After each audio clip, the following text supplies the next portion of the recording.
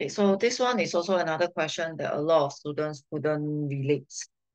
Okay, so let me get it through to you first.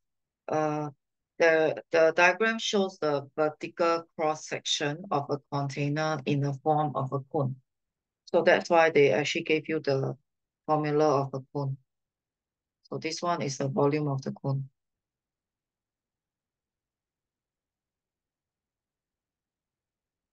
Okay, and then the cone is an inverted cone. Okay, and then the full height is 15, and then the radius, no, the full height is 25, and then the radius will be 15. So the container is initial empty. It is initially empty. So empty means there's no volume when T is equal to 0. So the idea of initial is the volume of water is equal to 0. Okay, and then so they allow the water to flow through the small little hole here. So the vertex is the top pointy part. So the water is going to flow through.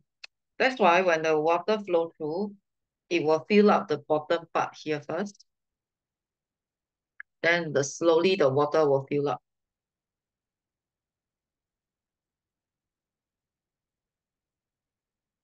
Okay, so that's the reason why the water is this is in this format. Okay, then the liquid of the height of the liquid. So this is the height of the liquid. Okay, so don't get confused. So that means after T seconds, right, you expect that the water level to be rising. Okay, then our job is to show the volume of the liquid. So V is the volume of the liquid. So I'm supposed to show this blue color part. It looks a bit like a trapezium. Okay, so first of all, you got to understand that the volume of the liquid is essentially the whole container subtracting the empty space. The whole container subtracting the empty space. Okay, why do I want to use the empty space? Because the empty space is a similar triangle. The empty space is a similar triangle. I can make use of the similar triangle. So I want to make use of the empty space so that I can make use of the similar triangle. So that is my plan first. My plan is to get the volume of the container to subtract the volume of the empty space. So have a plan for the volume of the water. For the volume of the container, it's very easy. You just apply the length formula, the volume formula, and you insert the radius and the height because it's for the full container. So that is actually very easy. The difficult part is to get the volume of the empty space. So to get the volume of the empty space, which is also a cone, if you realize that that is also a cone, I need the radius here. So the empty space is also a cone. So I will need the radius, which I do not have. That's why I got to perform the similar triangle. So I draw out the similar triangle. I can find the radius of the empty space through similar triangle. And after that, I can find the volume of the empty space. So the empty space is also in a shape of cone. That's why I'm using back the same formula. So you work it out, you get the empty space. So this will be my empty space. This will be the volume of the container. And then you just literally do a subtraction and you take out the common factor. So that's how I show the first part. So they will not be telling you that, oh, this question has a similar triangle. You need to detect the similar triangle. Okay, so anyway, the V here is the volume of the water. Subsequently, I'm given some rates of change here. So the rate of flow of liquid is kx squared centimeter cube per second. So if you do not know what is this notation. You look at the units. So this is the volume, and then this is the time. That's why this is a dV dt. So this is a dV dt, and I am supposed to find a dt dx. So your thinking process will be, you got to think back your basic formula. So you got to think back your basic formula for rate of change. So if you think back your basic formula, which what I wrote here,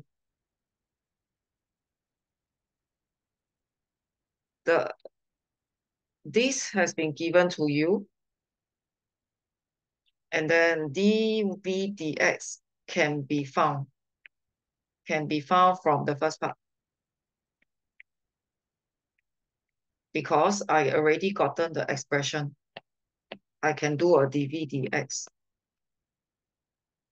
So if I use the generic one, I have a component that is given, I have a component that is found, then this is what the question asks, that the question is asking. But of course, it looks a bit different. The question is asking for dt dx, but here I get a dx dt. You can continue to find your dx dt. Later on, you flip it around. So that's why if you take a look, I will try to get my dv dx first. So so you get your expression. This is a constant. So when you differentiate a constant, you get a 0.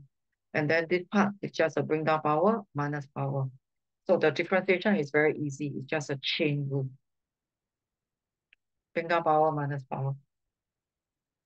Okay, after this, I put it into my given formula. And then I will try to find the x dt by dividing. So I'm dividing by a fraction. So make sure you write your fraction very carefully. Make sure your fraction is such that this belongs to the numerator, because later on I'm going to do a reciprocal. I'm going to change a divide to a multiply, and then my x squared is cancelled out.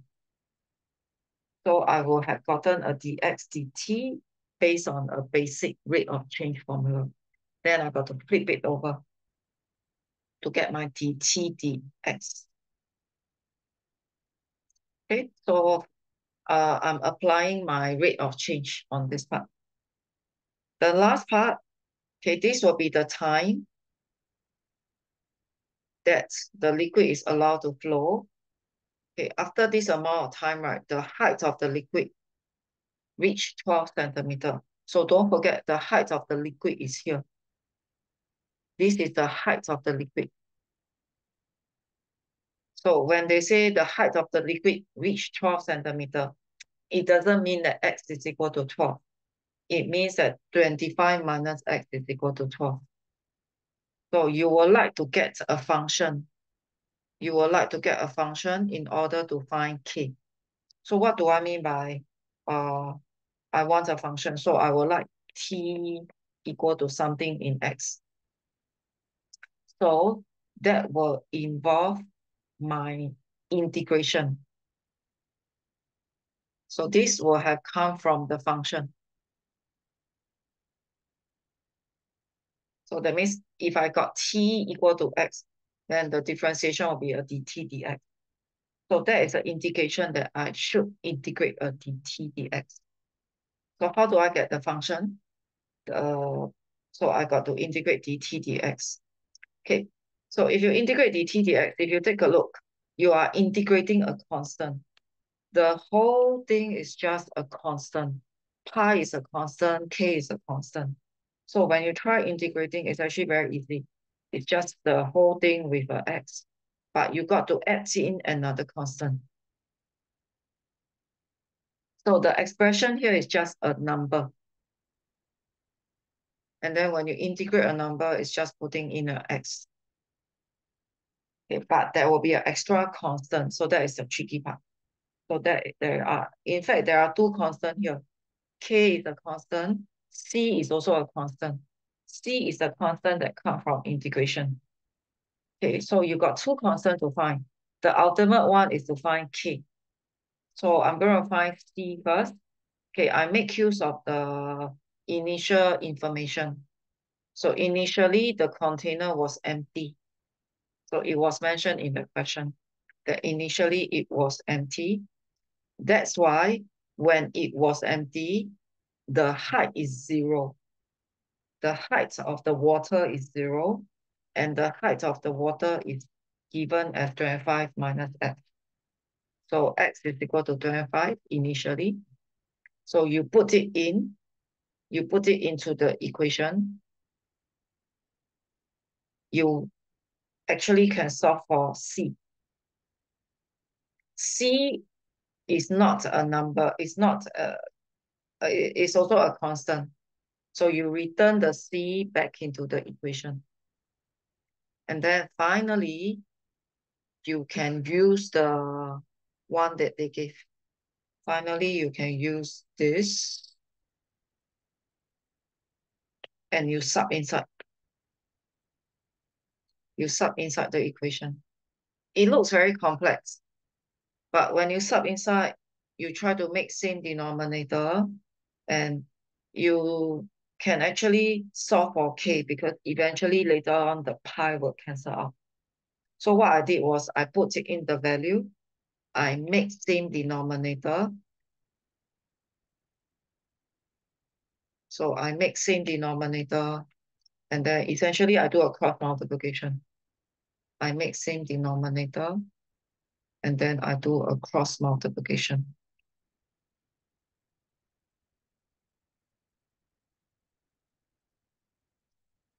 So I will say that it involved quite a bit. And if you are very confused because the expression, there's a lot of things going on. There are pi, there are k, there are c. So, and if you don't read the question, you might also misinterpret. Some students actually understand this question, but they got tricked with the height. So some didn't realize that the height is 25 minus x. So the height of the liquid is all stated in the front part already. So the height of the liquid is 25 minus x. Okay, so that's what makes this question difficult.